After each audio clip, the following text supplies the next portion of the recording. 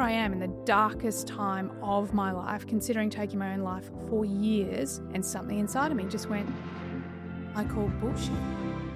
There's a lot of really big names who can't work out why their businesses aren't working anymore. And it's because no one wants a guru anymore. When I was nobody and there was no reason for anyone to trust me or care about what I was talking about, what was I doing? Who was I being? So many business coaches, entrepreneurs, they're out there saying this is the way to succeed. No, it's not. That's the way you succeed. If you're authentically yourself, then you are going to have much higher conversions. I can viscerally feel the gap in my body of someone who is saying one thing and feeling another. The one thing that all successful people have is...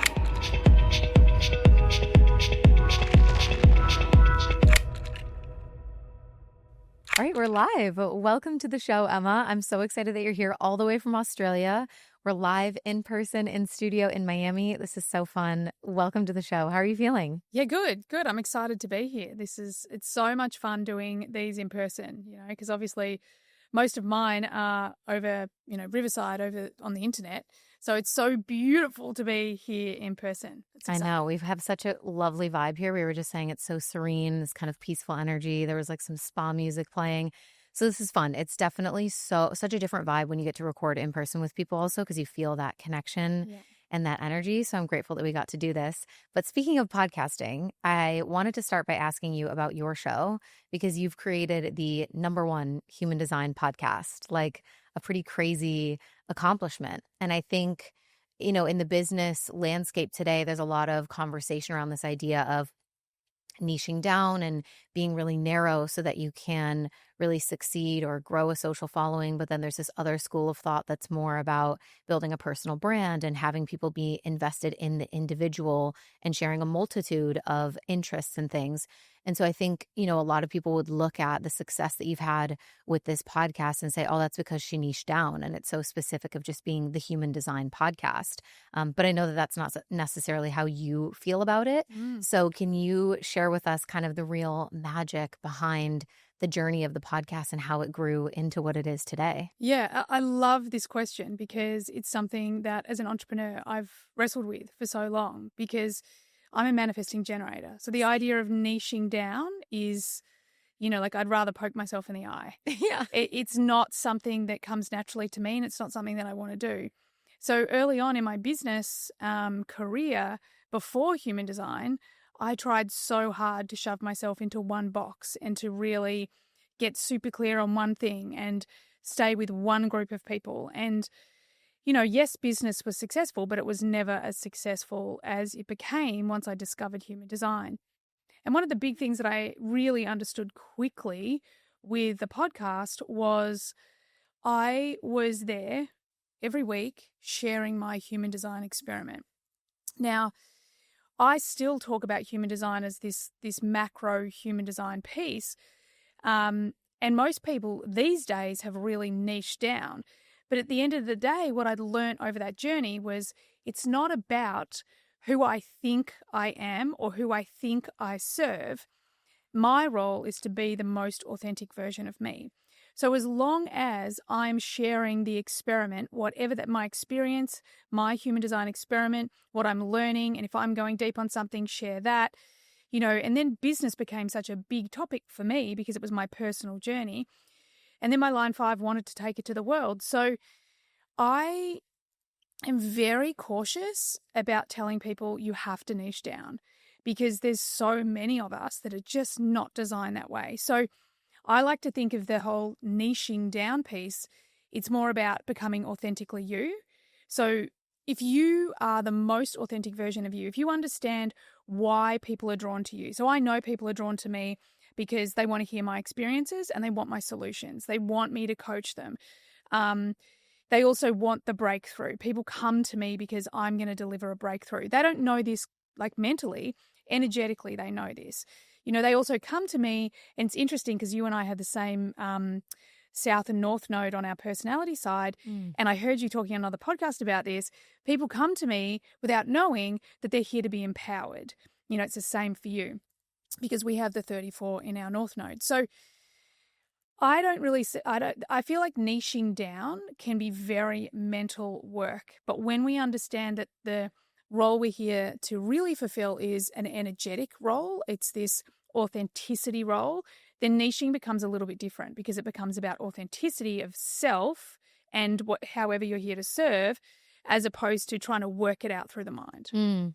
I have a friend who's awesome at social media. She's an amazing creator, and she talks about this idea of niching down within yourself. And so it's like, it's not the niche, but like you are the niche in a sense, but that only works, to your point, if you're actually being that most expressed, authentic version of yourself.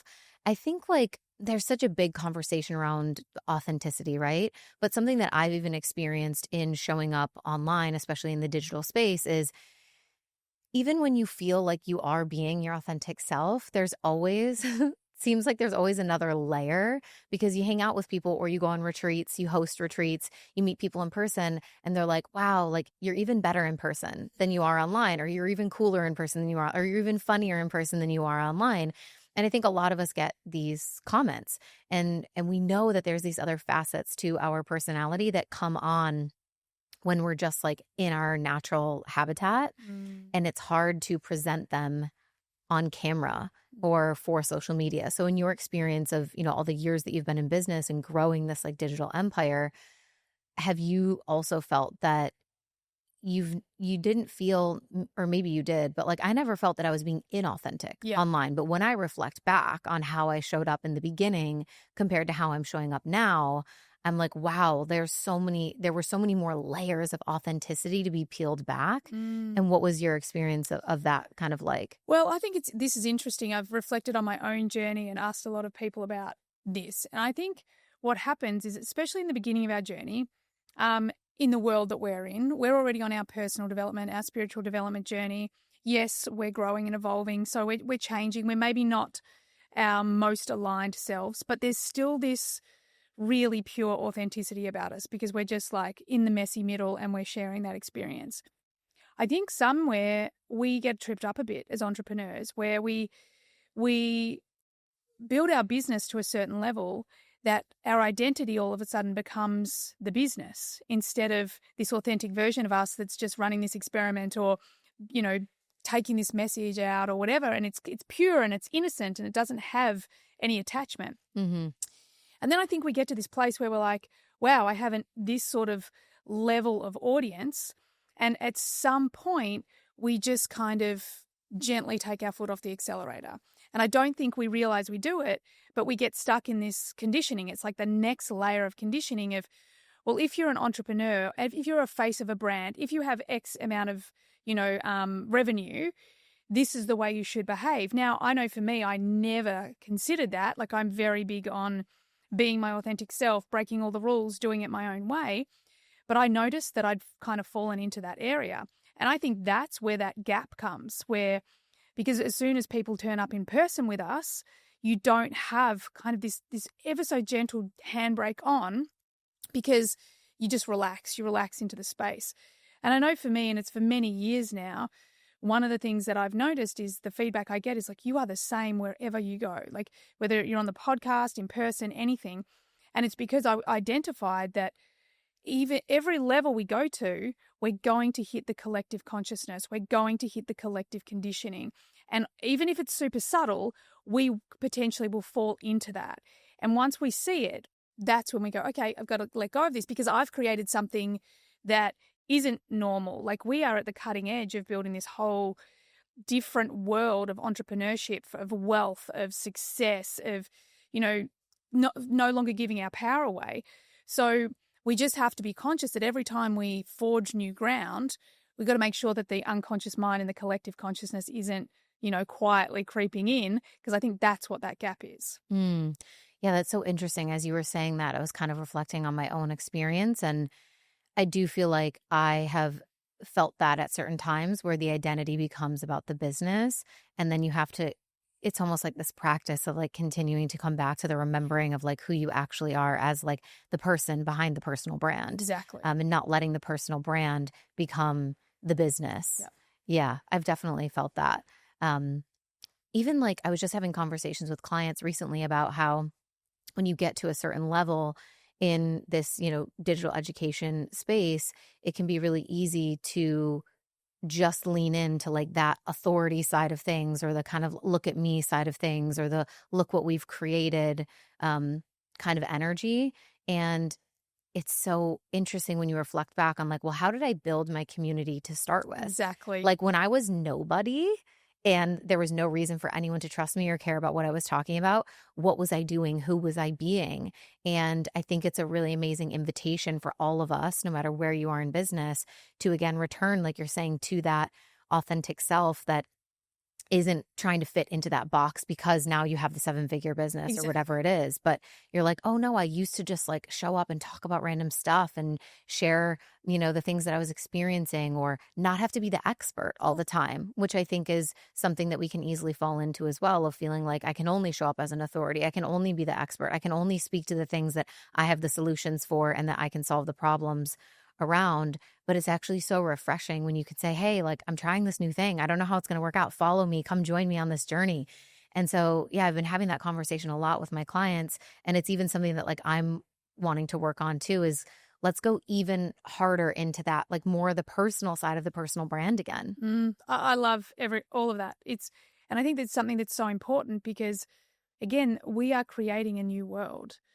And in that process, we have to get away from these old school labels. And this is how it's done. And like you said, we have to remember the innocence that created the path in the first place of, I don't worry about being the authority. All I'm concerned about is showing up and sharing what I have to share. And, I think that's also something that I'm seeing kind of in the background, like where there's a lot of really big names, really big guru type names who can't work out why their businesses aren't working anymore. And it's because no one wants a guru anymore.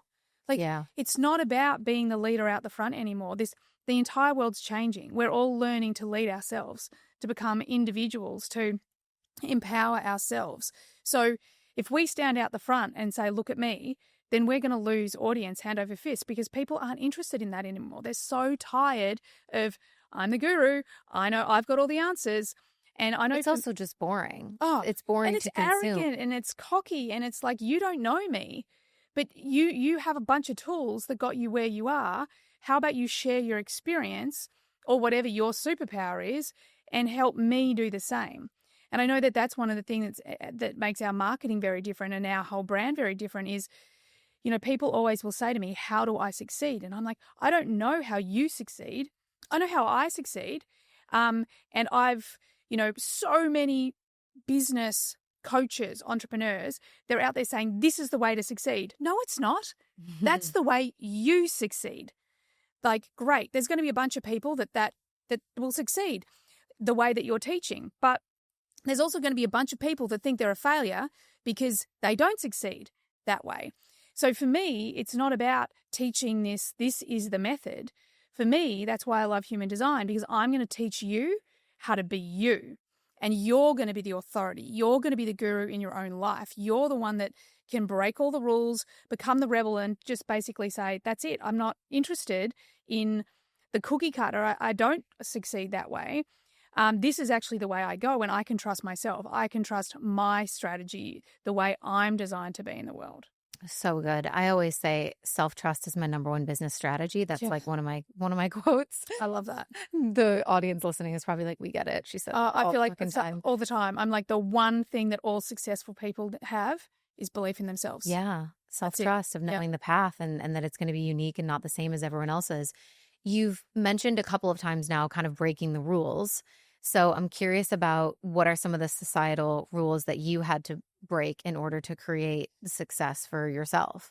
Well, I suppose the first one was I was diagnosed with dyslexia really, really young. So I thought I was stupid, and so for many years creating any success, I just thought that I wasn't going to be able to do it because I couldn't do it the way everyone else did it. Now, I think I was in my late 20s when I realized that one of the things that most dyslexics have is genius. And the reason why they label us as there's something wrong with us is because we don't fit into the education system. We don't process information the same way as other people.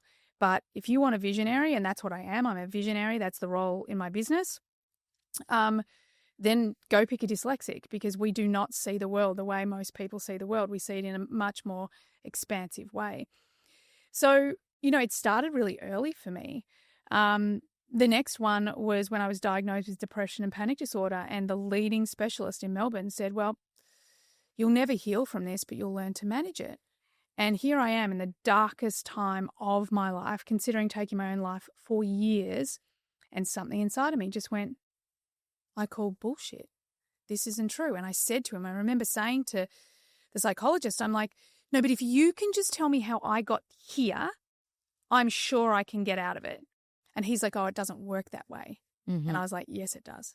So that's when I started learning about the brain, about neuroplasticity, about psychology, behavior, quantum physics, I went down the spiritual path all at the same time. So I've really felt that everywhere I've broken the rules, even with my business. So I think it's fascinating. All of these huge entrepreneurs now are talking about downsizing their team because of AI, and these are people that they're stressed. They're making millions, but they're stressed out. They have huge teams to run. They've got massive investments going into the business. And the whole time I'm like, I don't want a big team. I don't care how big the business gets. We need to run. We've got a core team of 3. And then we've got a team of coaches and a PR person. And I'm like, I don't want a big business. I don't ever want a big business, because that's what I thought I wanted. But because that's what society sells you. Exactly. It's kind of the dream. So, even down to our marketing, the way we market in alignment to my design. And most people are like, but you're marketing to other people, so it has to be about them. I know my target audience. Like, I can pick her on the street. Like, I know her really well. But at the end of the day, it's my energy that's attracting them to us. So in so many ways, I have just, broken the old model and just rebelled against who everyone else tells me I should be. And instead, I've just chosen to trust my own authority and the guidance and the mentors that I'm sent, and, the path that shows up in front of me. Because so many years I just tried to force myself to. I think one of my coach's favorite, systems, or the thing she would tell everyone was just model. Just find the person that's got the results that you want and just model them. And I did it, and I did it, and I did it. And all I did was burnt myself out, So it was that real, okay, no, other people's stuff doesn't work for me. And it's not to say that I haven't taken pieces from all sorts of different entrepreneurs, because I'm a manifesting generator. That's what I do. It's kind of like weaving your own tapestry of the different strategies that you pick up from people, but making it your own thing that kind of works for you. Yeah. But even my podcast, there's so many rules about how you create a podcast now, and, how many times you need to, you've got to go live the same days every week. You've got to have the same amount of episodes. You've got to do it this way. You've got to do it that way. And again, we just follow strategy and authority instead. Because otherwise, if I don't have that passionate energy for something, because I'm an MG, if I don't have that energy for it, if I don't trust what my internal guidance system is telling me, then what's the point of me teaching what I teach? Because at the end of the day, all my success has come from following my design, not from what someone else has told me. Yeah, that's so interesting. So do you just kind of flow and upload whenever? You don't have a consistent schedule? So I have a bit of both. Everything for me seems like it's a bit of a hybrid, there's always guests that I want to talk to. So we've always got enough we'll have a guest a week, and then we'll have a solo podcast a week. And that one, sometimes it doesn't happen, because it has to be really if I don't have energy for it, I'm not going to do it. And often my ego will freak out. It'll be what are you doing? It's going to affect the number. Oh, hang on a second. I don't care about that.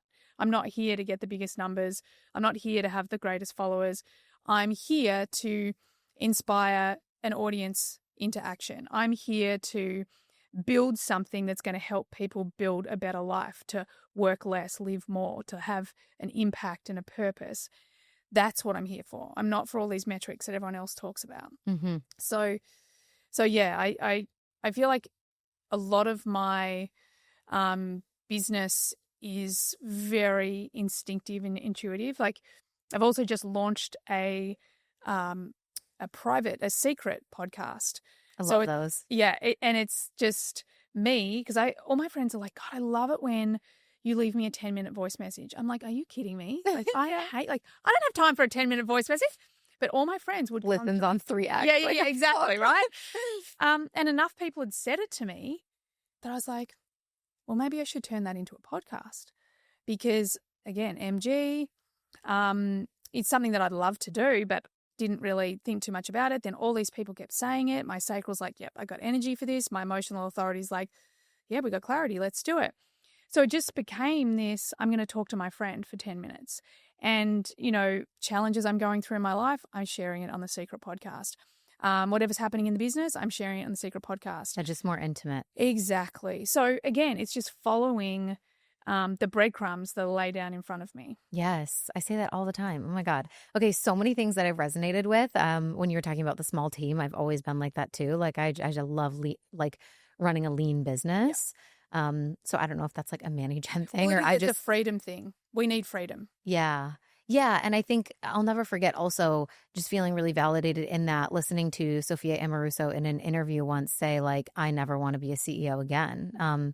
With, the whole like rise and fall of Nasty Gal and the huge, I mean, that was, size of a business that I can't even fathom or imagine, especially when you're dealing with physical products and fashion and other things. But yeah, I don't think that's ever been the dream for me. And so I've never really wanted to build in that way. But I love the idea of a secret podcast.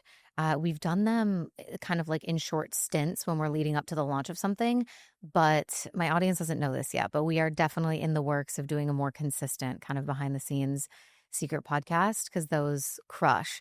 But I'm curious your perspective because I know you're a Manny Jen as well. And, kind of mentioning how you like to flow with your structure of the podcast. Obviously, there's an overflow of guests wanting to be on the show. So you have that really consistent. But with the solo episodes, sometimes it's just not there. I've definitely found that for myself too. Like the bigger the business gets and the busier we become, the more narrow I think my channel is for creative energy to just be like, okay, what's the concept? Let me come up with something, especially also because my strategy is to respond. Exactly. So I find the solo episodes, I love them. And once I get into the flow, like they're the best. And I know my audience loves them too. Like they're obsessed with them. And I want to and plan to do more, but I'm wondering if you have any like human design guidance on how to get tapped in when you're not responding to like the questions or anything like that. Yeah. So I love this question because it's definitely a challenge I've had in the past. And really the simplicity of it is it just comes down to not having something to respond to that you're lit up about. So one of the things that we do is we make sure we do like an Ask Me Anything probably, once every few months. But we always make sure we've got a bunch of questions sitting in the background so I can go through a list of questions like, what do I want to respond to? We also have, obviously, with the rise of AI and ChatGPT, all our marketing, everything runs through ChatGPT. So we also have like Write Me, the top 20 podcasts that my listeners want to hear. So I actually give myself all of these things in the business to respond to. Now, the old model would be like, okay, well, now I have to talk about this on this day and this on this day and this on that day. But for me, it's a lot more fluid. It's like I know I want to sit and talk or sit and record on a Monday. That's what I will tend to do. And then I'll just go through the list. And then whatever I've got energy for, that's the one I'm going to talk to. And sometimes I'll be like, oh, there was this other one I really want to talk to. So I'll also record that one. So I try and keep it. It's always a balance between, okay, I need some structure and I need it to be in a way that it keeps in alignment with my my design. So it has to be in response. The other thing that's really always worked brilliantly for me is my community. So whatever my HDX crew, whatever questions they're asking, whatever they're curious about, and whatever I'm studying, whatever I'm curious about in that moment. So I'm just super aware in my, just in my life, what is it that I could sit down with my friend right now and like bang on about, because that'll often be something that, I'll just go and do a podcast on. So it's like just being aware 7 days leading up to, okay, well, what are the things I feel like I have energy for? Yeah, I need to do more Ask Me Anythings. It's so easy, I obviously, because it aligns with my strategy. I'm like, it's so silly, but it's so true. Like, and you're a line give me 5. any question and I could talk for like an hour. Exactly. So, I mean, that's a generator, manifesting generator thing. It's also a line 5. Like line 5s, give them a microphone and they're away. So, yeah, like we we've found ways that I can constantly be in response. You know, I also do podcasts, like I'll unpack a famous person's design on the potty, or like for you, like you could even potentially like talk about someone's business and maybe their business growth, or how, you know, you've seen it change, or something that you're curious about that potentially is going to help the audience. Yeah, and also kind of like responding. I've even done episodes where I talk about like the marketing genius of certain celebrities like Yes, Taylor Swift or things like that. So yeah, just response to like pop culture or what's going on in the world exactly. too. And I know so many people listening to this who are also podcasters, and even just for content, like even if you're just building a personal brand on social media and you're struggling for the ideas, like I think this is a really good conversation to kind of help people remember that you're not broken because of the fact that you're sitting down at 9 a.m. saying, get creative, think of ideas, and then like nothing's coming to you, right? Yeah. It's not natural for most people. And it's not how creativity works. So Yeah. creativity only comes when there's space. Yeah. So if we're planning our days, if we're like trying to put everything into a shoebox, or a, you know, from 9 to 10 I'm going to do this, there's no space for creativity. So if we want to be super creative, we have to create the space. We have to receive creativity. It's not something we do, it's something we receive. You know, I often think about meditation and manifestation. You know, everyone's like, yeah, I do my visualization. But that's creating. Yes, that's creative meditation or creative visualization. But to manifest, it takes creation and receivership. Receivership is meditation, where you sit there and you do nothing. Mm-hmm. Like you just want to sit and be still and receive and listen. Sometimes you'll get something, sometimes you won't.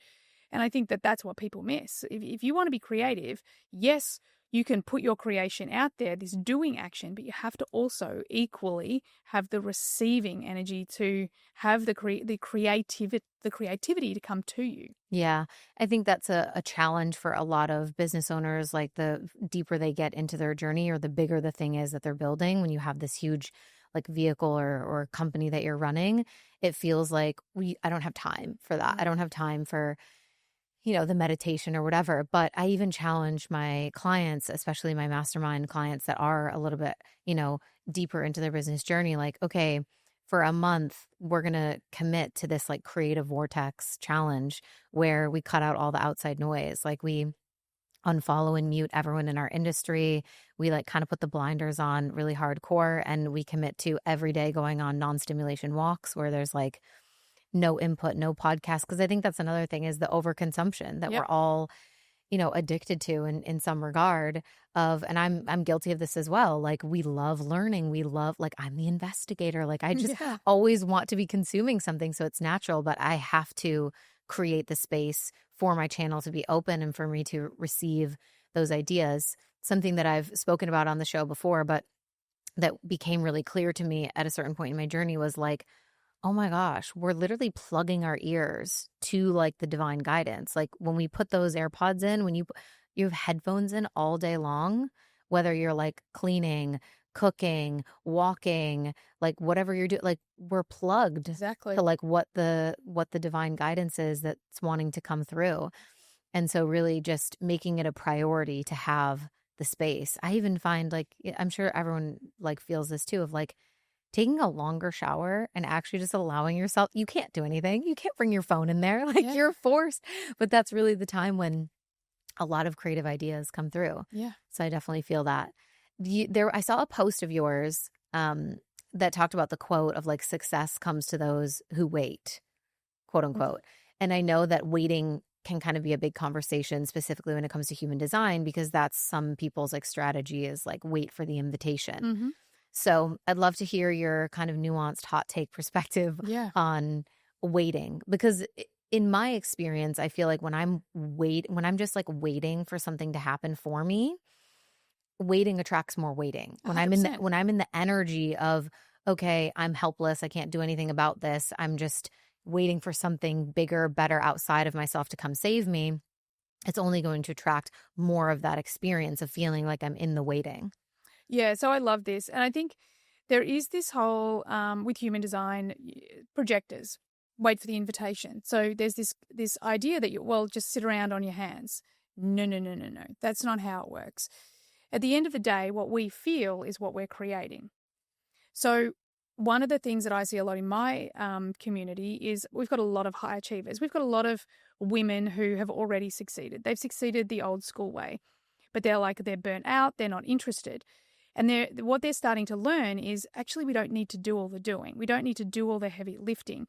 So when we start to realize that waiting is more about divine timing, waiting is also about frequency. So if you are waiting and you're trying hard to wait, then you're going to bring more trying hard into your life. For me, I think one of the things that we've got to understand, and I mean, like I'm a little bit older and wiser. You know, one of the big things for me, I wouldn't say wiser, well, maybe, who knows? But like I've been around long enough to know that, like what you just said about plugging things in and constantly thinking that the answers are out there. Like now I know that the answers are in here, because, you know, I've actually got to a point where I can't listen to podcasts all the time. Like I was addicted. I've read thousands of books. Like, yeah. And then probably a number of years ago, I just stopped. It's like, Did it start making you anxious? Because that happened to me. I would listen to podcasts and I would be like feeling like I'm like, oh, I'm going to listen to this while I'm on a walk. But then the walk would no longer be peaceful. The walk would feel like work. Yeah. And then I'd be like, oh, that was really good. Let me like take my notes app out, write it down. And then I would like feel the anxious like pressure in my chest. Because you have to do something. You have to take action. So I cut them out too. I stop. I was like, I'm unplugging from personal development for a while. And I think that that's one of the things we need to do, because once we do, we start to realize, I know for me, there's often times where I'll be working on something. And it's something that's perhaps come from one of my insights, and maybe I'm writing something on it. Maybe I'm discussing it with friends. Maybe it's a concept that just came to me, in meditation or tea ceremony, which I'm obsessed with. And then I'll listen to a podcast, and I wouldn't have listened to a podcast for weeks, let's say. And it's a topic that everybody's talking about. And I'm like, well, crap. Like, this is something I've literally been contemplating this whole time. I'm working on, I'm building, and it makes me realize, oh my God, I don't need to listen to everything out there because it's coming straight through me. If we wait for it to come from someone outside of us, you're already late. And it's not even like you're not only potentially late, but can we really be late? I don't think we can be late. I don't think that's a thing. I think divine timing is a thing. I think that time is something that isn't actually the way we think it is. It's not linear. It doesn't work that way. But the other part of that is that it makes you realize that you have your own authentic, unique expression of whatever is going on in the collective consciousness. And if you choose to see it and experience it, contemplate it, teach it, learn it, whatever it is, through your own lens, then that is your contribution to the planet. But if you end up, and I totally resonate with the anxiety, if you end up listening to everybody else's opinions and what everybody else thinks, then you get in this place, especially from a human design perspective. Someone like me, I've got an undefined head and ajna, meaning that I'm going to get all stuck in everyone else's ideas, me like trying so hard to find clarity, which I'm not going to get, instead of trusting my own innate wisdom, or the conversations that I have that my sacral goes, that you need to share that. So I do think that we have this challenge because we're in the information age right now where there's nothing new. Like, I've got to a point where I'm like, I'm not hearing anything new. Like, I've been there, especially at the beginning, like my journey started over 20 years ago and everything was new and exciting and, this is fascinating. Mm-hmm. And now I think we're really being called to connect more to our hearts, to our authenticity, to understand ourselves first, and then whatever that is, we need to share it with the world. Yeah, and because nothing is really that unique anymore, the thing that makes it unique is you and your take on it. Full circle of like the, going back to the authenticity, bringing more of like the personal side back to the personal brand, like you're not hearing anything new. And so the only thing that's going to make it fresh or like really land with someone in a different way, in a new way, in a powerful way is you filtering that through your unique experience, your lens of life, for sure. And because then the audience actually sees themselves in you, or they resonate with your story, or they're empowered by what they hear. So it's all intrinsic motivation. Whereas my generation, we were all like extrinsically motivated. Like you have to strive, push, force, all of those things, where we're just moving. Like we want to be intrinsically motivated. We want it to be something that's coming from in us. You know, I think about my eldest son, who is also dyslexic. He really struggled with marks at school for the longest time, until one day he said, "Mum, I want to go to Steiner school." So we moved schools, and all of a sudden being with the right people, and he's a line 4, so relationships are everything for him. Being with the right people really intrinsically motivated him. So he went from being a D student to the top of the class. You know, no one said you have to, force. He intrinsically motivated himself. And that's where we're moving. And I think, you know, there's a trainer, a personal trainer in Australia that always talks about like motivation is like a bad boyfriend, never there when you need it. So we have to understand that our intrinsic motivation is so much more important. And human design is a way that we can see the mechanics of that. We don't have to just go, what does that mean? And how does that feel?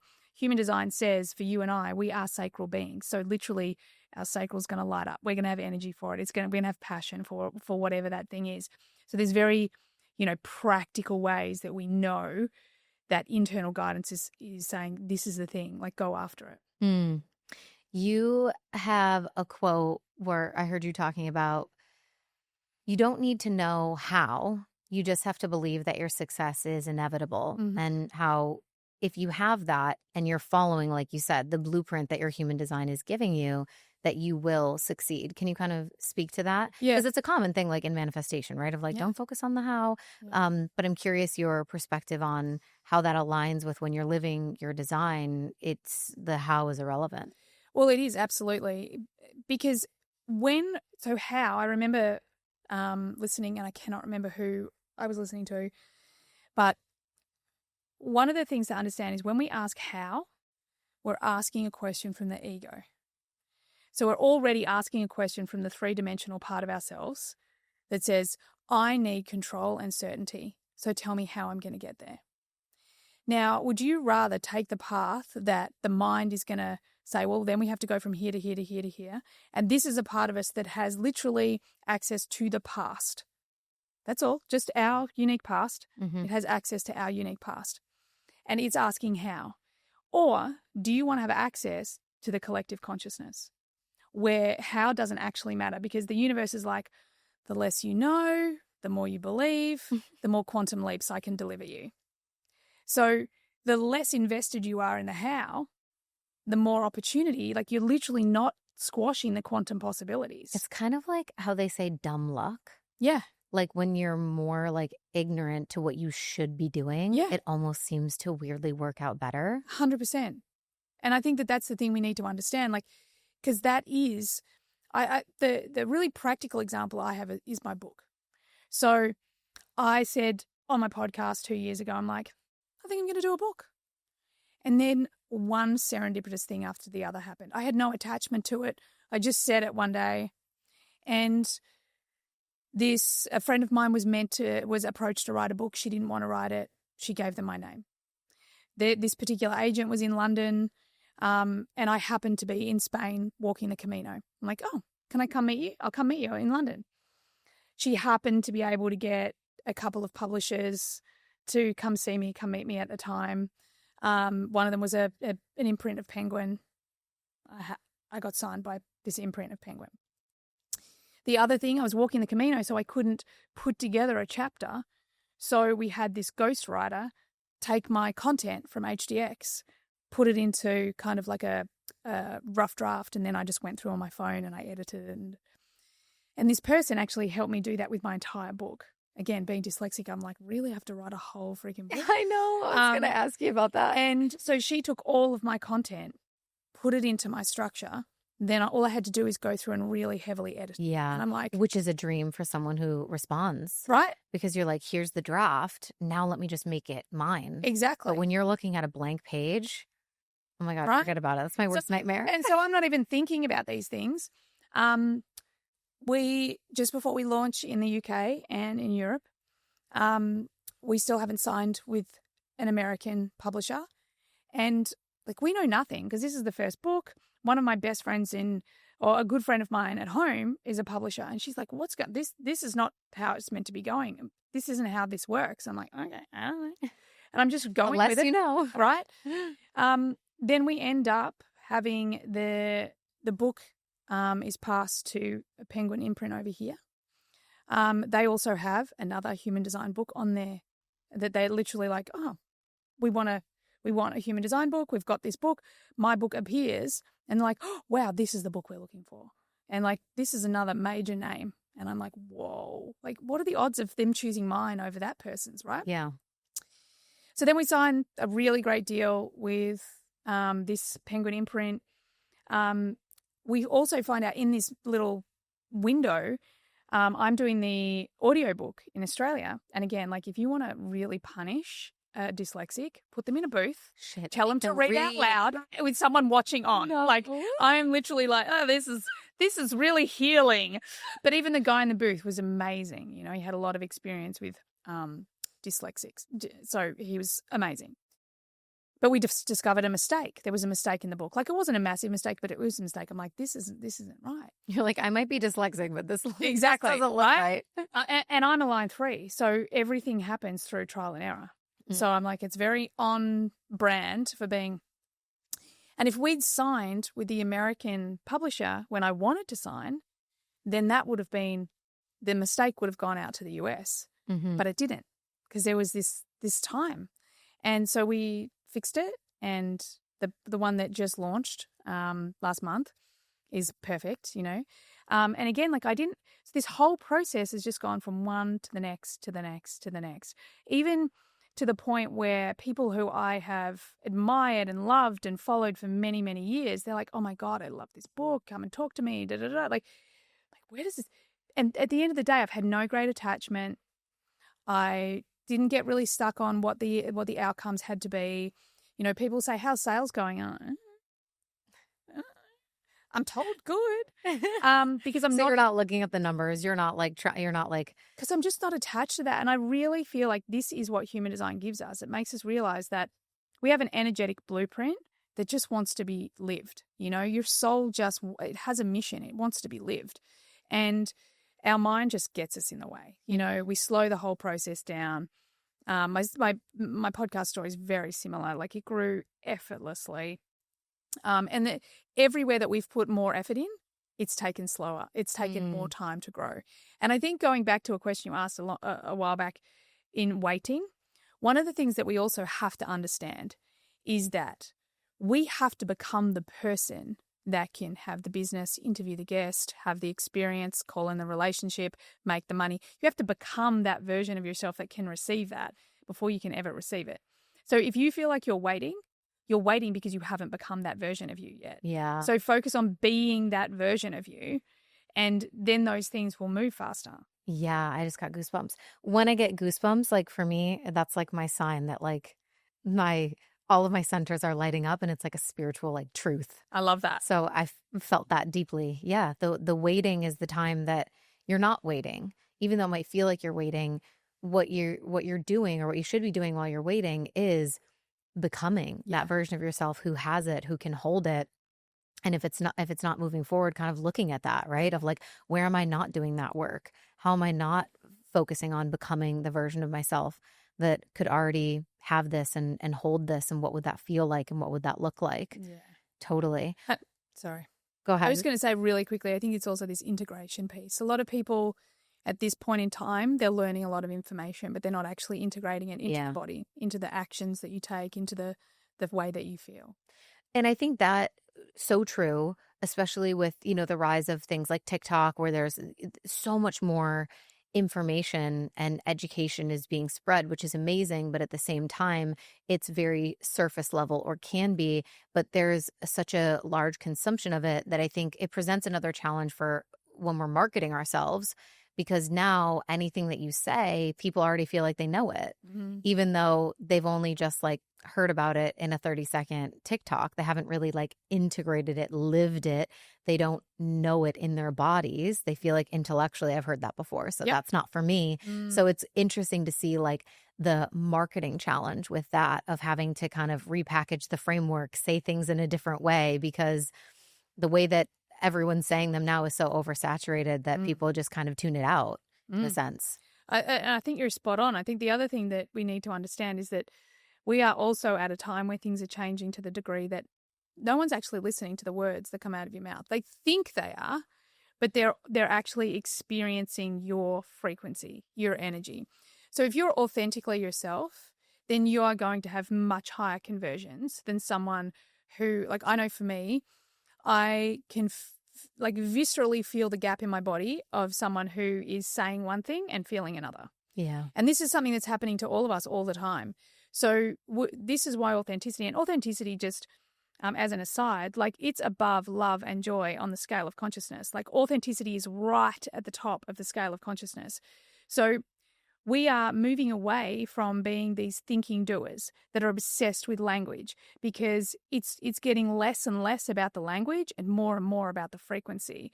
So if you're showing up, operating from the heart space with a clean frequency, just honestly, innocently, with wisdom in your heart, with freedom, like just with generosity, people are going to be more drawn to you, because how many of us have gone and spent the money on the landing page and got some excellent person that's really good at copy to write the landing page, and you're like, this is it, I'm going to make a fortune out of this, but it doesn't land.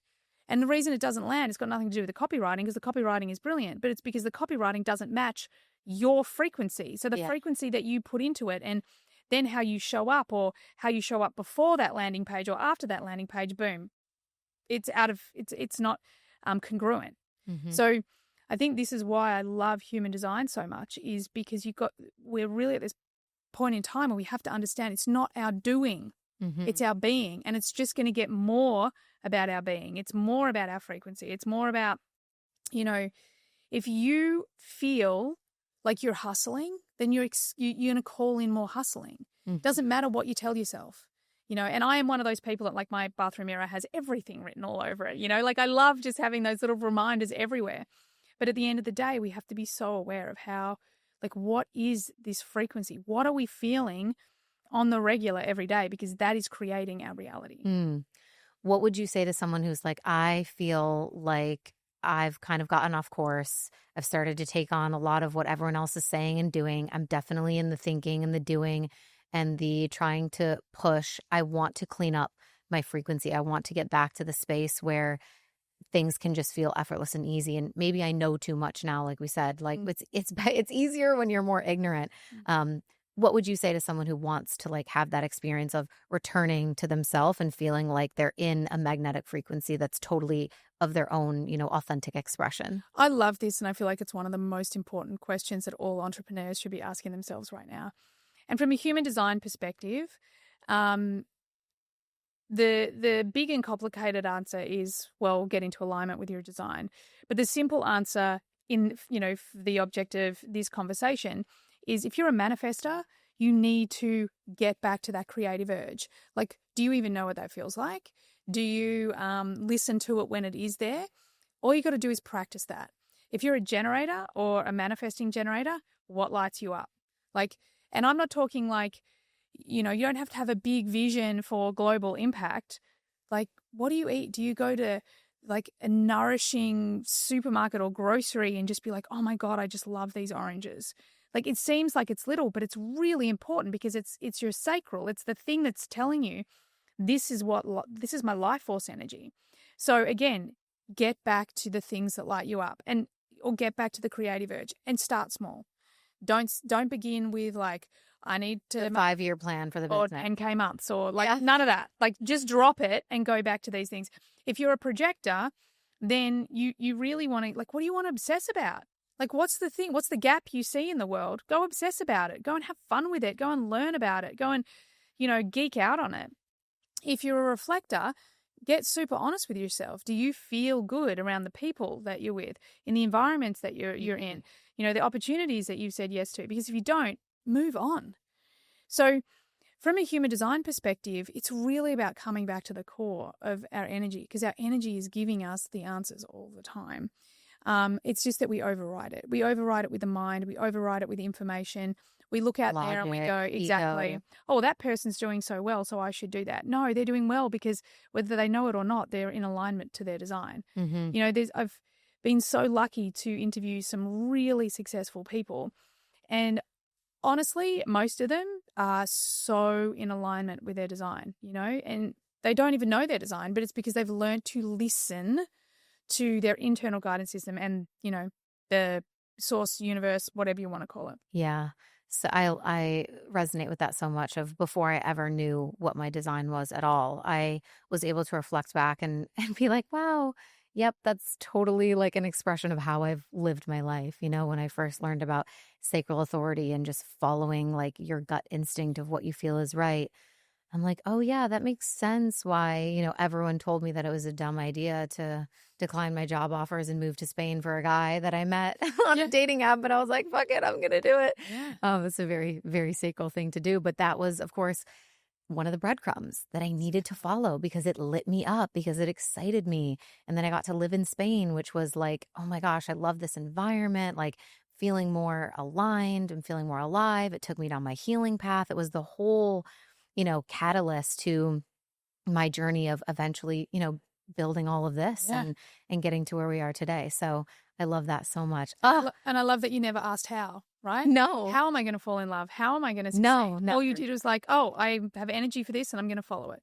Yeah, totally. And I think people talk about manifesting their partners and stuff. And I think that truly me doing that was because I was being my most authentic self. I wanted to travel so badly. I wanted to explore the world. It was my first time ever in Europe, studying abroad in Spain, and I just wanted to take a bite out of life so badly. I wanted to do everything possible and have like the most juicy, decadent experience that I could. And so I was like, I'm going to go on a date with a foreign guy. Hell yeah. Like who cares? We'll see what happens. And just by being in that expression of like what lit me up, what was exciting, what felt authentic, and just living my truth was the thing that, brought that person into my life that we've been together for over a decade now. We're about to get married soon. Like, yeah, I didn't have to try, and I didn't have to think, and I didn't have to write a list, and I didn't have to do any of that.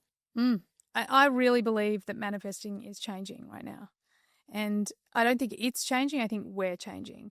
And I think we've lived in a world, things like Think and Grow Rich, where we've had to be very mental. We've been very mental. And our energy it's almost like we had to understand manifesting from a mental perspective. But we are now moving to a time that we do not need to be so mental about things. We can skip so many steps. And, classic MG, the hack is how you feel. Mm-hmm. Like that is the hack. That is the way that we skip steps. And the story you've just told, they're the stories I'm obsessed with, because my life, everything that I don't effort, it just happens so easily. And I don't visualize. And I've done so many different manifestation trainings and this, that, and the other. And like now I teach manifestation with human design. And ultimately it's just about being authentically you. It's really about letting go of all the things. Like I do not sit down and write a list and visualize and all of these things. I just don't do it. Because honestly, I'm a high achiever who tries too hard. So I literally feel the whole time like I'm trying so hard, and all of a sudden it gets too hard and it takes longer and all these things. So even though my ego didn't like it, I've really learned to go, screw it. I'm not interested. I'm not going to do all the work, because I've done so much work, and I rewired my brain, from my mental health. Like I know that there is a place for that.